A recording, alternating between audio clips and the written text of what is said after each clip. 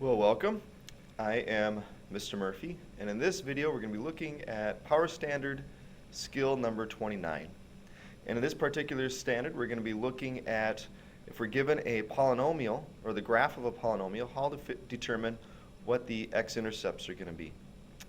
So here's an example of a problem we'll be looking at in a minute.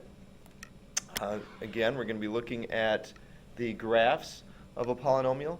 And as you see from the description there's some terms we need to be familiar with. It says the graph is of a polynomial function of degree 3. What are the x-intercepts of the function? Well, let's look at some of the terminology that's being used there and make sure that we know how to start out with this problem. First off, we can see the definition there of a degree. A degree is the largest exponent of a polynomial. So here's an example in green of 3x to the 5th power plus 8x cubed plus x minus 8. And so as I look across and I look at those exponents, the largest exponent is a 5. So we would say that this is a polynomial of degree 5.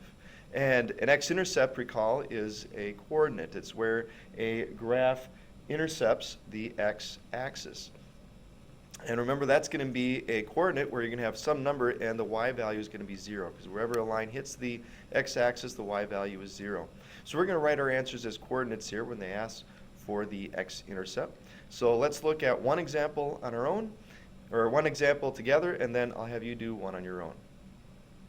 So the first example we're going to look at is this one. The graph is of a polynomial function of degree 3.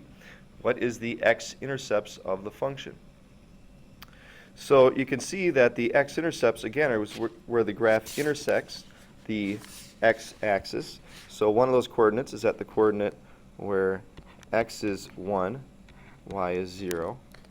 Another coordinate is where x is 3, y is 0. And the last one is where x is 5, y is 0. And the significance of these is if we were to look at, if we had an equation that we were working with, and if you put 1 in for x, you'd get an answer of 0 for y, and same with the other two coordinates. If you put 3 in for x, you'd get 0 for y. So if you were ever given an equation, that's one way that you could check your answer. Otherwise, just by looking at the graph, you should be able to see what the x-intercepts are. It should be pretty obvious. So why don't you guys take a minute, do this next one on your own, and so pause the video and hit play when you're ready to check your answer. Okay, let's see how you did here. Again, you should have seen that these are your x-intercepts. This time we have 4 of them. 0, 0. It's okay if 0, 0 is one of your x-intercepts, so that's going to be one of them. But let's start with the farthest. Furthest to the left here would be the coordinate -2, 0, -1, 0.